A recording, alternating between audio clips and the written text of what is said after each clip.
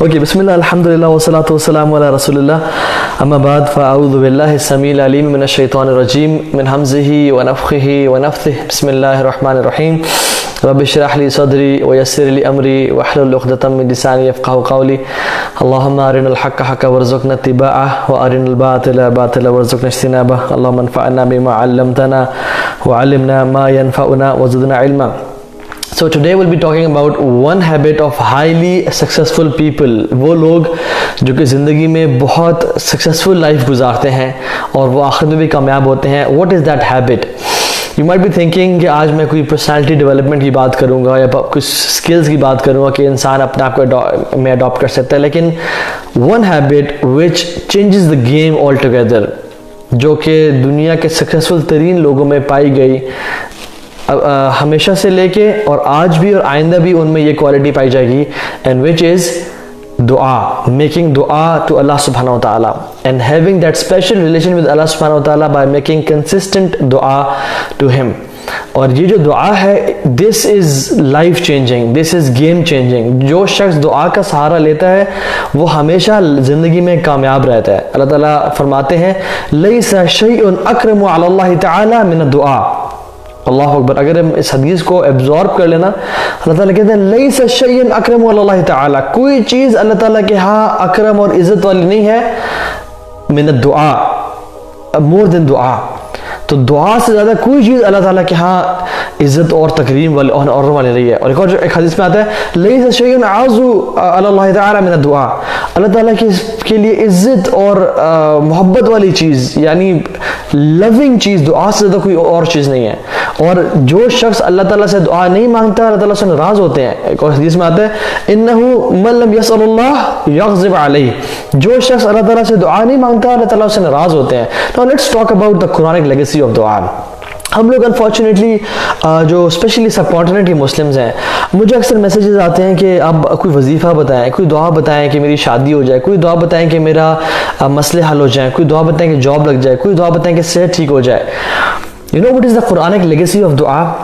ہم سورہ کہف میں اصحاب کہف کا واقعہ دیکھ لیتے ہیں۔ اور اصحاب کہف کون تھے؟ نبی تو نہیں تھے، نہ ہی رسول تھے، نہ ہی کوئی مطلب پیغمبر یا ان کو رسالت ملی ہوئی تھی، rather they were young men جو کہ اتنا ان کو پتا تھا کہ ہم نے اللہ تعالیٰ کی عبادت کرنی ہے، ہم نے بتوں کی پوجا نہیں کرنی، and they ran away from those people، اور غار میں چھپنے کے لیے آ گئے۔ اور جب نکلے تو کیا بولا؟ ربنا آتنا من لدنک رحمہ وہیئ لنا من امرنا رشدا، یا اللہ ہمیں اپنی طرف سے رحمت دے دے، وہیئ لنا من امرنا رشدا، اور ہمارے افیئر میں ہماری مدد فرما اور ہمیں گائیڈ کر دے، ہمارے معاملے میں ہمیں ہماری گائیڈنس دے دے ہمیں۔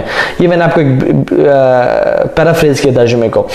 تو یہ ان کے دل سے نکلی تھی دعا، اللہ تعالیٰ نے اس کو قرآن کا حصہ بنا دیا۔ اللہ اکبر۔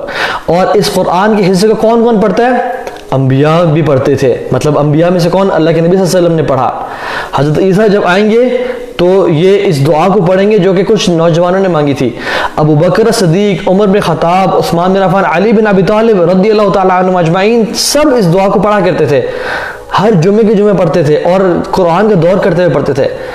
تو قرآن کیا سکھاتا ہے ہمیں؟ قرآن یہ سکھاتا ہے کہ کوئی بھی دعا مانگو دل سے نکلنی چاہیے۔ جو دعا دل سے نکلی اللہ تعالیٰ اس کو ویلیو کرتے ہیں، وہ قبول کرتے ہیں، اور اللہ تعالیٰ کو بہت پسند ہے۔ اللہ تعالیٰ نے ایسی دعا کو قرآن کا حصہ بنا دیا۔ یس، نو ڈاؤٹ، جو قرآنک دعاز ہیں وہ بہت امپورٹنٹ ہیں، جو مسنون دعاز ہیں جو اللہ کے نبی مانگا کرتے تھے، دے آر ویری امپورٹنٹ۔ لیکن پوائنٹ از ان کو یاد کرنے کے ساتھ ساتھ ہمیں صرف رٹی رٹائی چیزیں نہیں ہونی، وظیفے صرف نہیں کرنی چاہیے کہ ہمیں کچھ بتا دیں کہ بس میں وہ پڑھنا شروع کر دوں میری زندگی کے مسئلے حل ہو جائیں۔ سبحان اللہ، ایک مسلمان کا بیہیویئر کیا ہوتا ہے؟ دعا کیا چیز ہے کہ جو دل سے نکلے، جو دل سے نکلتے، چاہے اردو میں بولیں، چاہے انگلش میں بولیں، چاہے سراکی میں پشتو میں بولیں، یہ قرآنک لیگیسی آف دعا ہے۔ تو this is what دعا truly is، جو کہ اللہ تعالیٰ کے قبولیت کا باعث بنتی ہے۔ حدیث میں کیا آتا ہے؟ اللہ تعالیٰ غافل دل سے دعا قبول نہیں کرتے، جو دل بس مانگ رہے لیکن وَلَا تُطِعْ مَنْ أَغْفَلَ قَلْبَهُ عَنْ ذِكْرِنَا، اللہ کے نبی کو اللہ تعالیٰ کہہ رہے ہیں کہ اس کو فالو نہیں کرنا، اس کی اتباع نہیں کرنی. من اغفل قلبہ عن ذکرنا، من اغفلنا قلبہ عن ذکرنا، کہ جس کا دل ہماری یاد سے غافل ہے. تو اس سے پتہ کیا چلتا ہے کہ کبھی کبھی زبان تو ذکر کر رہی ہوتی ہے، لا الہ الا انت سبحانک انی کنت من الظالمین، ربنا آتنا فی الدنیا حسنہ وفی الآخرۃ حسنہ وقنا عذاب النار. زبان بول رہی ہے لیکن دل کہاں گھوم رہا ہے؟ دل کسی کی یاد میں ہے، دل غافل ہے. اصل چیز کیا ہے کہ دل کا کنیکشن زبان کے ساتھ جب اسٹرانگ ہوتا ہے تو پھر یہ دعا قبول ہوتی ہے، اور یہی قرآن کی لیگیسی آف دعا ہے.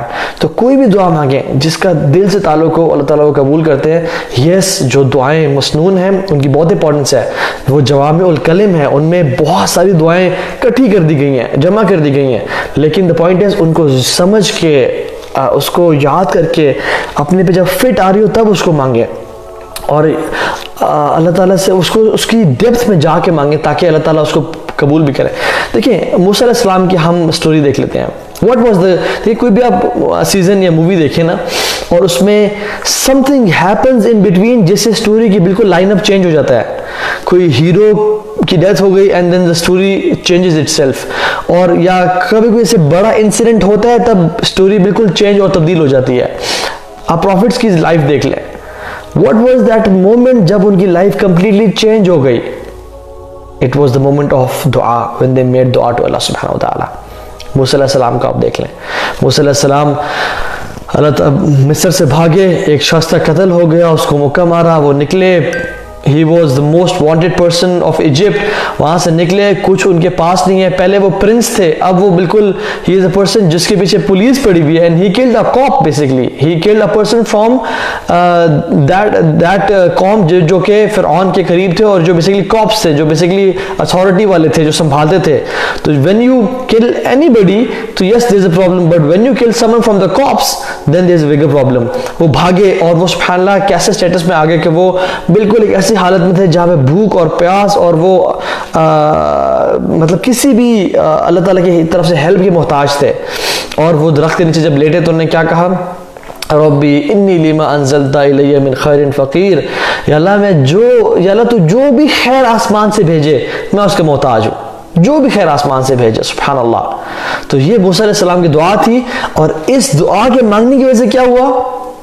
وہ جو عورتیں ہیں اور کہا جن کی بکریوں کو پانی پلایا تھا، ہمارے والد صاحب آپ کو بلا رہے ہیں. اینڈ دس دعا change everything in the life of Musa.